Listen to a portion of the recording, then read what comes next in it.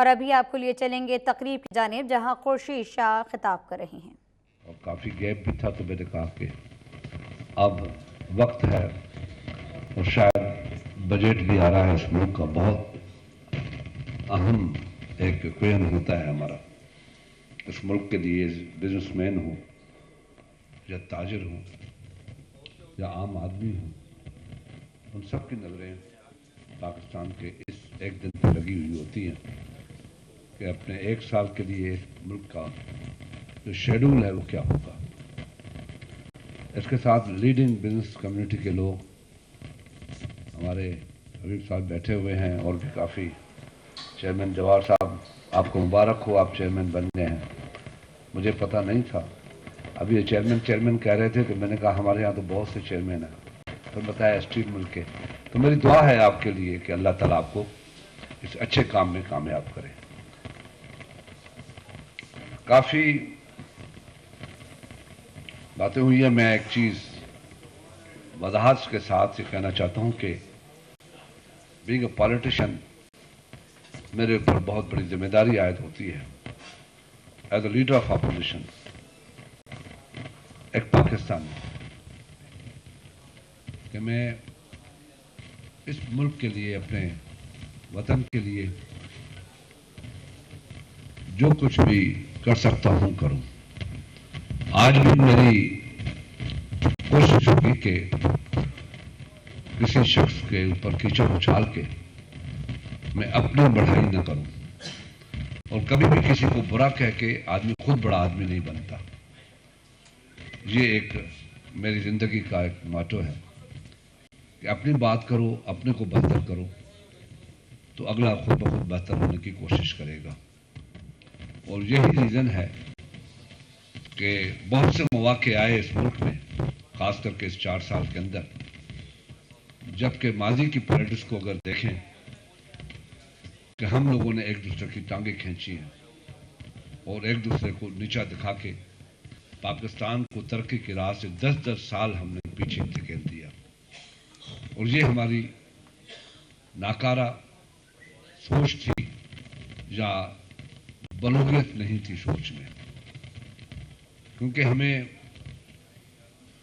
بہت سے تجربات کو دوسرے بھی آ جائیں گے،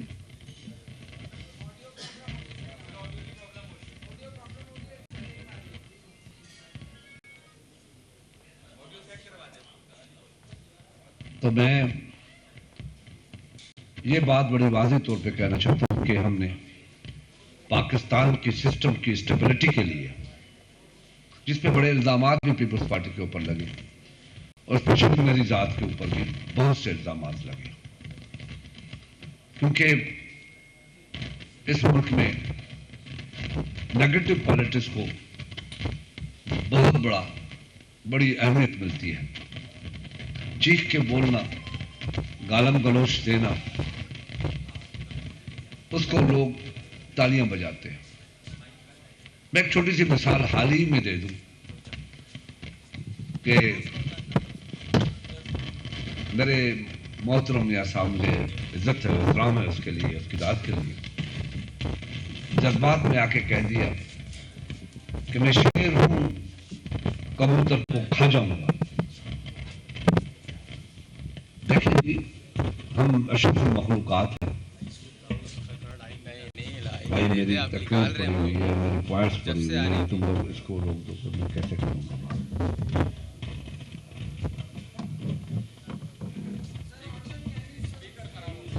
تو یہ جگہ ہی نہیں ہے یہاں، اس کو ٹھیک کر دو بھائی، کوئی ٹھیک کرنے والا۔ چلو میں یہاں باتیں کر رہا ہوں، جو آپ سن رہے ہیں اس کو آواز جائے گی، آپ کو مائک کے تھرو آواز آئے گی، ادھر ڈسٹرب نہ کریں، تسلسل آپ توڑ دیں گے تو میں بھول جاؤں گا۔ تو میں نے، لوگوں نے بڑی تالیاں بجائی، میں دیکھ رہا تھا، ایک دوسرے میرے بھائی لیڈر نے کہا کہ میں سونامی بن کے آ جاؤں گا، تو میں نے اسے کہا تھا کہ جی سونائی تو تباہی کا نام ہے، سونامی، آپ کون سی تباہی بن کے آئیں گے؟ جی ہماری اس پہ ہم تالیاں بجاتے ہیں، خوش ہوتے. تو اس قسم کی جہاں ماحول ہو, اس قسم کی سوچ ہو, اس کے لیے کافی محنت کرنے کی ضرورت پڑتی ہے کہ ہم کس طریقے سے اس سسٹم کو ایک لائن اپ کریں یا بہتر کریں. وہاں پہ جب آپ ایشوز کی پالیٹکس کریں گے اور ایشوز بھی بولیں گے, ایشوز جو کریٹ ہوتے ہیں اس کو ہائی لائٹ کریں گے, تو نیچرلی ماضی کی سیاست کو سامنے رکھتے ہوئے لوگ کہیں گے کہ یہ کچھ فرینڈلی اپوزیشن ہو رہی ہے, کیونکہ ہماری ماضی کی پالیٹکس گالم گلوچ لڑائیوں پہ منحصر رہی ہے. اس لیے محترمہ بے نظیر بھٹو نے سی او ڈی کا بنیاد رکھا کہ ہم سیاستدان بیٹھ کے اپنے ایشوز کو حل کریں. ابھی میں آنے سے پہلے یہاں چیمبر میں بیٹھا تھا تو کسی نے مجھ سے سوال کیا کہ یہ سی او ڈی جو آپ نے بنائی تھی اس کا کیا ہوگا. تو میں نے ان سے یہ کہا کہ یہ سی او ڈی تھی جو محترمہ بے نظیر بھٹو نے نواز شریف کے ساتھ اور پارٹی کے ساتھ کی تھی, اس کا پھل نواز شریف کو 2014 میں مل گیا, اور ہم کسی کے توڑ پھوڑ میں حصہ نہیں بنے. ہم نے ڈیموکریسی اور پارلیمنٹ کو بچا لیا. تو یہ ادارے چلتے رہیں گے, ہم لوگ آتے رہیں گے, جاتے رہیں گے. اس ملک میں 12-13 پرائم منسٹر آئے, گورنر جنرل آئے, پریزیڈنٹ آئے, سارے چلے گئے, ان کے فوٹوز ہیں. مگر پاکستان میرا ہے یہاں پہ, تو ہمارے شخصیات کے آنے سے کوئی فرق نہیں پڑتا. اداروں کا قائم رہنا چاہیے, ادارے ہونے چاہیے, انسٹیٹیوشنز ہونے چاہیے, انسٹیٹیوشن مضبوط ہونے چاہیے. جب ادارے مضبوط ہوں گے تو یہ جو ایشو آج ہم ڈسکس کر رہے ہیں یہ آٹومیٹکلی ختم ہو جاتے ہیں, یہ ختم ہو جاتے ہیں اور آدمی ترقی کی راہ پہ چل پڑتا ہے. اور پاکستان کیوں آج بھی اس پرابلم میں ہے کہ پانی نہیں ملتا, پاکستان کیوں آج اس مسائل میں ہے کہ بجلی نہیں ہے, پاکستان کیوں اس مسائل میں ہے کہ اس ملک کا لا اینڈ آرڈر بہتر نہیں ہے. یہ اچھا آدمی ہے, ڈی جی ریجر زندہ باد, سندھ پولیس زندہ باد, یہ نعرے ہم کیوں لگاتے ہیں؟ یہ کیوں نہیں ہم کہتے کہ یہ فلانی حکومت ہے, یہ اس کے کارنامہ ہے, یہ سارے اس کے سبارڈینیٹ میں, یہ ان کے آرڈر میں ہے. ہم شخصیات پرستی سے نے اس ملک کو اس طرف گامزن کر دیا ہے. یہ شخصیات سے ہٹ کے ہمیں جب فیصلے کریں گے تو میں سمجھتا ہوں کہ ہم میں ایک مضبوطی بھی آئے گی اور ہم میں ایک پازیٹو ایک موو بھی ہم کر سکتے ہیں کسی بھی چیز پہ. تو ایشوز حالات پہ ڈسکس کرنے کے لیے جذبات میں آنے کی ضرورت نہیں ہوتی, آدمی کو ڈسکس کر کے دوسرے کو قائل کرنے کی ضرورت ہوتی ہے. اور یہی الحمدللہ مجھے خوشی ہے کہ آج پاکستان کی پارلیمنٹ جو موجود ہے, یہ کریڈٹ سارا پیپلز پارٹی کو جاتا ہے, کیونکہ ہم نے بڑے تحمل کے ساتھ جو ہم پہ الزامات لگتے تھے, ہمارے اوپر سازش ہوتی تھی, جس میں کبھی کبھی میاں نواز شریف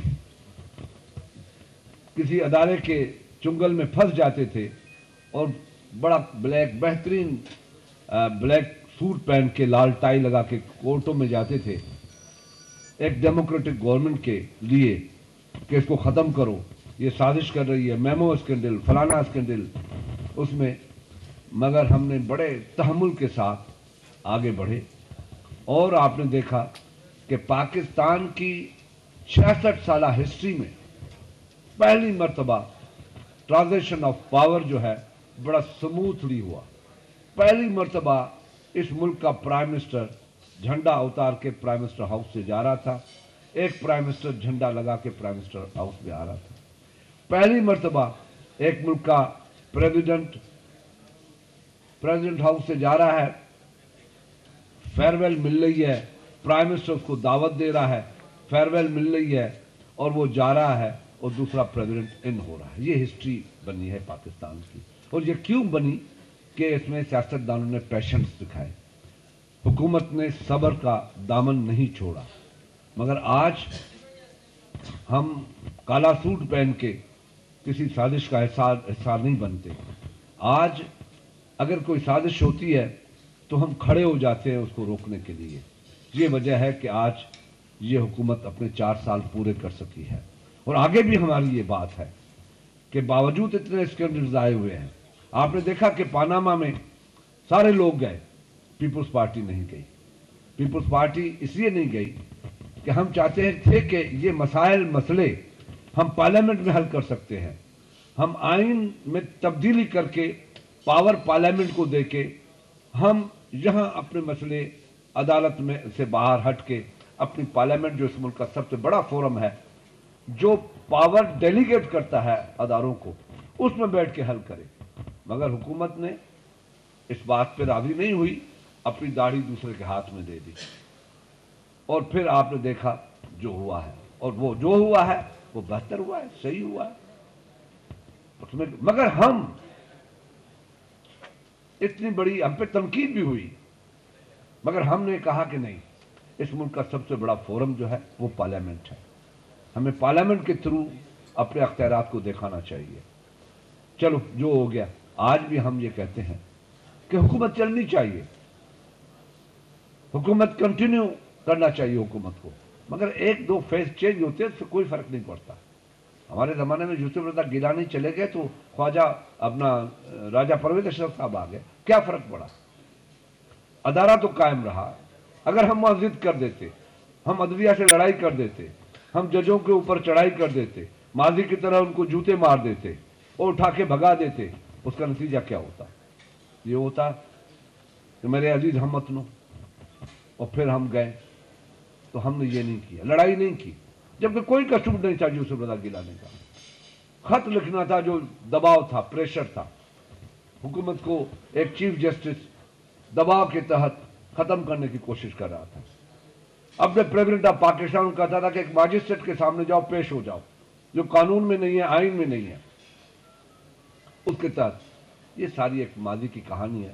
ہمیں پاکستان کو اب 70 سال کے بعد بہتر پاکستان بنا کے اپنے بچوں کو دینا چاہیے، اپنے آنے والی نسلوں کو دینا چاہیے۔ ایشوز بہت ہے، سب سے بڑا ایشو میرے نظر میں اس وقت جو ہے، جو چیلنج کرتا ہے ہمیں، میں آپ کے ایک ایک بات کا بھی جواب دوں گا، اور آپ کو بھی اجازت دوں گا کہ آپ مجھ سے پوچھ لیں۔ یہ نہیں ہے کہ میں اپنی بات کر کے آپ کو کہہ دوں کہ آپ مجھ سے پوچھ لینا۔ سب سے بڑا ایشو جو میری نظر میں ہے، جو میں اپنی بجٹ اسپیچز میں بھی کہتا رہتا ہوں، اور میں عموماً میڈیا میں بھی کہتا ہوں، یہ میڈیا سے میری لڑائی چلتی ہے کہ خدا کے بندو، اس لڑائیوں کے علاوہ بھی آپ لوگوں کے پاس ہے، پاکستان تو ایک ایسے نہج پہ پہنچنے والا ہے جہاں پہ نو ریٹرن ہے، تو آپ اس ایشوز کو کیوں نہیں ہائی لائٹ کرتے؟ آپ ان سے ان کی وہ چیزیں ہمارے آگے کیوں نہیں لاتے؟ ہم سے سوالات کیوں نہیں پوچھتے؟ ان کا حل کیوں نہیں ہم سے مانگتے؟ ان کے لیے ڈیبیٹ کیوں نہیں کراتے؟ اس پہ آرگومنٹ کیوں نہیں ہوتے؟ مگر آپ دیکھیں میڈیا کا کیا حال ہے، 3 بٹھائیں گے، وہ اس کو کہے گا برا، وہ اس کو برا کہے گا، وہ گالیاں دے کے اٹھتے ہیں اور آستینیں چڑھا کے اٹھتے ہیں اور کہتے ہیں رینکنگ فلانے چینل کی یہ ہے، بڑے اشتہارات ملتے ہیں۔ تو یہ میں ان سے کہتا ہوں کہ بھائی اس ملک کے بہت بڑے ایشوز ہیں۔ سب سے بڑا ایشو جو اس ملک کو چیلنج کرنے جا رہا ہے، جو ایٹم بم ہے اس ملک پاپولیشن ہے۔ آپ نے بھی آپ بتائیں کہ خورشید شاہ بزنس کمیونٹی سے خطاب کر رہی ہیں کراچی میں۔ ان کا کہنا تھا کہ میں چیئرمین کو مبارکباد دیتا ہوں، بجٹ آ رہا ہے جو کہ ایک بہت ہی اہم مرحلہ ہے۔ اس موقع پر انہوں نے یہ بھی کہا کہ پورے پاکستان کی نظریں اس ایک دن پر لگی ہوتی ہیں جب بجٹ آتا ہے، ہم لوگ ایک دوسرے کی ٹانگیں کھینچ رہے ہیں، اسی لیے ملک پیچھے چلا گیا۔ انہوں نے کہا کہ سسٹم کے لیے بڑی محنت کرنے کی ضرورت پڑتی ہے۔ خورشید شاہ نے یہ بھی کہا کہ ایک دوست نے کہا کہ وہ سونامی ہے۔ میں سمجھتا ہوں میں آج ایسے فورم سے مخاطب ہوں جس کو میں آئیکن بھی کہہ دوں، جس کو اس ملک کی ایک ایسی طاقت کہہ دوں جو اس ملک کی سسٹم کو چلاتی ہے، اکانومی کو چلاتی ہے۔ میں ان کے سامنے مخاطب، میں کسی گاؤں میں کسی چھوٹے سے دیہاتی علاقے میں بیٹھ کے اپنی جذباتی تقریر نہیں کر رہا۔ میرے ایک ایک لفظ کو آپ ڈیبیٹ کریں گے، میری ایک ایک بات کو آپ ڈیبیٹ کریں گے, میرے ایک ایک جو چیزیں میں پوائنٹ کروں گا, پوائنٹ آؤٹ کروں گا, اس پہ بھی آپ بات کریں گے کہ یار لیڈر آف اپوزیشن ہے, اس کی بات کیا تھی, کیا بات کی ہے اس نے. کوئی ہمیں جو فیوچر لائن نہیں دی, فیوچر پلان نہیں دیا, بات نہیں کی. میں صرف پاپولیشن کا ایک آپ کو فگرز دینا چاہتا ہوں. دیکھیں ساری چیزیں اس میں آ جاتی ہیں, یہ بزنس, یہ ایکسپورٹ, یہ امپورٹ, یہ ٹرانسپورٹ, یہ پانی, یہ ہر چیز دنیا کی اس میں سما جاتی ہے. وہ ہے پاپولیشن.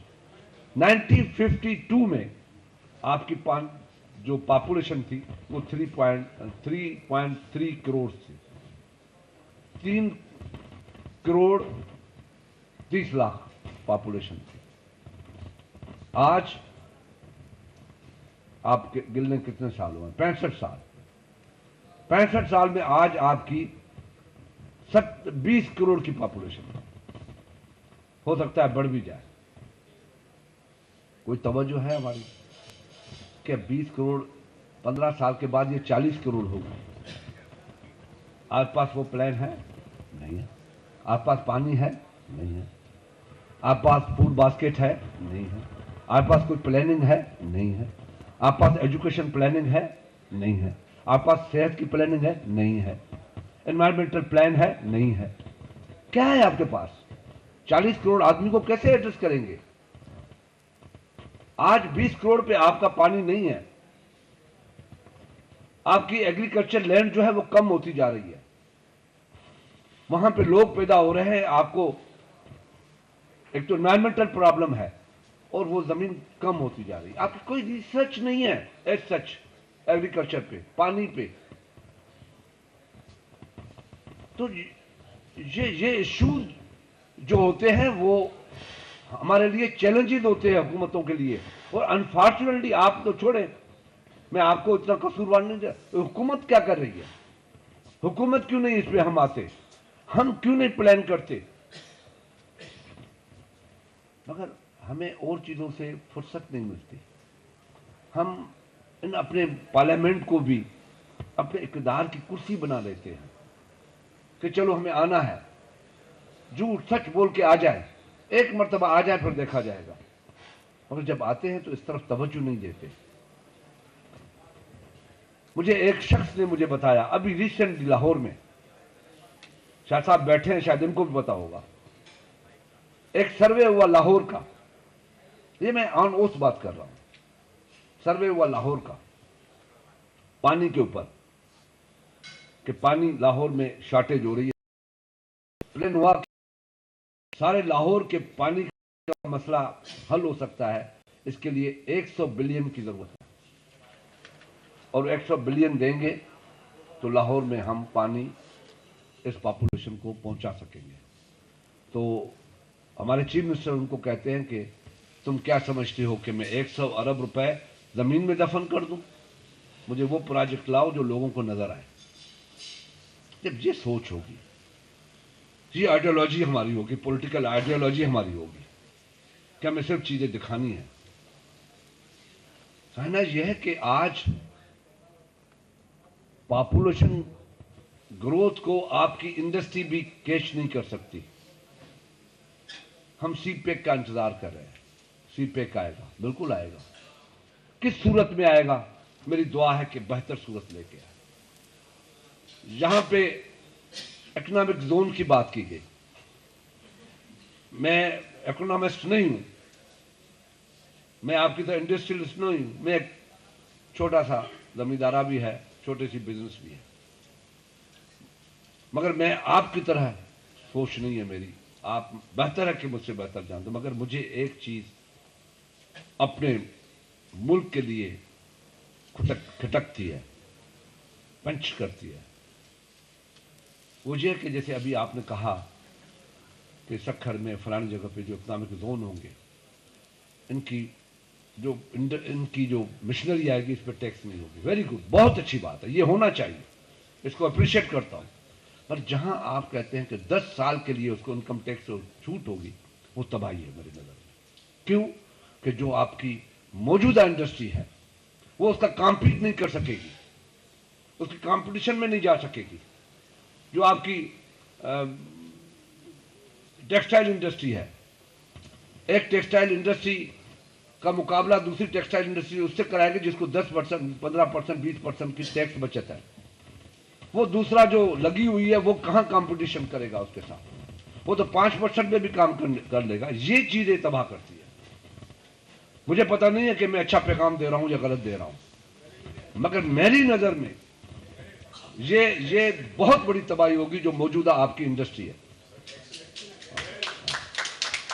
تو اس چیز کو تو آپ کو اپوز کرنا چاہیے. ہاں، امپورٹ میں فل ریبیٹ دی جائے، ریبیٹ بھی دی جائے کہ بھئی یہ آپ 10 ارب کی لاؤ گے تو آپ پر ٹیکس بھی نہیں ہے، 1 ارب بھی ہم آپ کو دے رہے ہیں، لے آؤ، لگاؤ، بے روزگاری کا خاتمہ کرو، ایکسپورٹ بڑھے گی ہماری. بات یہ ہے کہ لالی پاپ بڑے اچھے ہوتے ہیں مگر شوگر والا بندہ کھائے گا مر جائے گا. یہ چیزیں بالکل فیکٹ ہیں جس کو آپ ڈینائی نہیں کر سکتے. جیسے ابھی آپ کا ایک پروگرام ہوا تھا جس میں پرائم منسٹر نے سب کو بلایا تھا، پیسہ بھی آپ کا اور احسان بھی آپ کے اوپر، جس کو آپ آر پی او کہتے ہیں. یہ شاید آپ کو بلایا تھا. اور یہ اس ملک میں دیکھیں میں نے یہ باتیں کی بھی ہے کہ بلا کے آپ کو پہلے دن تو خالی لفافے دیے گئے کہ یہ لے لو اور بات نہیں کرنا. جو آپ کے ڈیوز ہیں 250 کے 300 کے ریبیٹ کے ریفنڈ ہے آپ کا، خالی دیا گیا آپ کو اور کہا کہ بات نہیں کرنا. پھر دوسرے تیسرے دن چیکیں بنی، فوٹو آ گئے، پیسہ بھی آپ کا، اور تقریر کی گئی کہ دیکھو جی ہم نے کیا کمال کر دیا ہے. بھائی کمال کیا کیا ہے؟ اب جب نواز شریف نے اعلان کیا کہ میں ایکسپورٹرز کو جو ہے وہ 150 ارب کا میں پیکیج دیتا ہوں، میں نے اس پہ اسٹیٹمنٹ دیا فلور پہ بھی باہر بھی. اس وقت آپ کو بتائیں کراچی کے اندر اپوزیشن لیڈر خورشید شاہ تقریب سے خطاب کر رہے ہیں. انہوں نے کہا کہ ہمیں ایشوز پر سیاست کرنے کی ضرورت ہے.